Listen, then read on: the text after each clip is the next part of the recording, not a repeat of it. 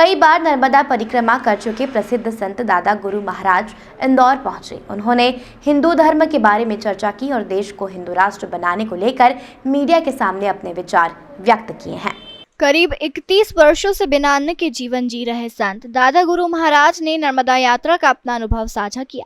वहीं नर्मदा माता की उपासना करने और परिक्रमा से मिलने वाली फल प्राप्ति को लेकर भी उन्होंने कई तरह से प्रकाश डाला। देश को हिंदू राष्ट्र बनाने के सवाल पर दादा गुरु महाराज ने कहा कि हमारी दृष्टि में हिंदू संस्कृति है, कोई जाति नहीं है। हिंदू कोई संप्रदाय नहीं है। हिंदू संस्कृति है, सभ्यता है, जिसने समूचे विश्व को जीना सिखाया। गुरु महाराज ने आगे कहा कि प्रत्येक जीव को जो मान सम्मान मिला है वह संस्कृति हिंदू संस्कृति से मिला है। जिसके जहन में दूसरों के कल्याण की भावना है वह हिंदू है। हिंदू कोई जाति या पंथ संप्रदाय नहीं है। हम ऐसे हिंदू संस्कृति और सभ्यता में जन्मे हैं जिसने दुनिया को जीना सिखाया है। वासुदेव कुटुंबकम ने हमें सिखाया है कि हम अपना परिवार समूचे विश्व को मानते हैं। पितृ पर्वत पर दादा गुरु महाराज ने श्री हनुमान जी की भव्य प्रतिमा के दर्शन किए एवं पूजन भी किया। इस दौरान संत ने वृक्षारोपण कर पर्यावरण बचाने का संदेश भी दिया। हमारा व्रत, हमारी साधना ये समाज के लिए प्रकृति केंद्रित जीवन शैली और व्यवस्था की ओर ध्यान आकर्षण कराना है। हमारा व्रत प्रकृति की उस समर्थता को देश दुनिया के समक्ष रखना है। माँ नर्मदा सिर्फ हमारे देश की नहीं, विश्व की धरोहर है। दुनिया का सबसे असाधारण जो जल है वो नर्मदा का जल है।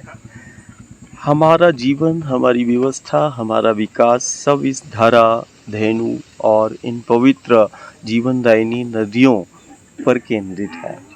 ये हमारी साधना प्रकृति प्रधान है और प्रकृति केंद्रित जीवन शैली और व्यवस्था और प्रकृति की वो समर्थता वो हर एक घर परिवार जाने कि जो सबसे बेहतर जीवन को जीना चाहता है और जो सबसे बेहतर अपने जीवन को बनाना चाहता है और जो अपने जीवन को सबसे सुरक्षित रखना चाहता है, तो सबसे बेहतर जीवन प्रकृति के समीप ही है। और वो प्रकृति को हम माँ के रूप में हम पूछते हैं। ये 30-31 माह से जो नर्मदा के जल पर और प्रकृति पर केंद्रित हम अपनी साधना या जिसको हम व्रत कह रहे हैं, ये सिर्फ नर्मदा के उस असाधारण समर्थता को प्रकट करना है कि नर्मदा मैया के जल की एक एक बूंद जो है वो उसमें कितनी असाधारण शक्ति है। आज ज्ञान विज्ञान सभी को हम तो आमंत्रित भी करते हैं कि देखें प्रकृति की समर्थता और प्रकृति केंद्रित जीवन ही सबसे बेहतर है। और हमारी संस्कृति, हमारी परंपरा कहीं ना कहीं प्रकृति का बोध कराती है और यही इस व्रत का और साधना का हमारा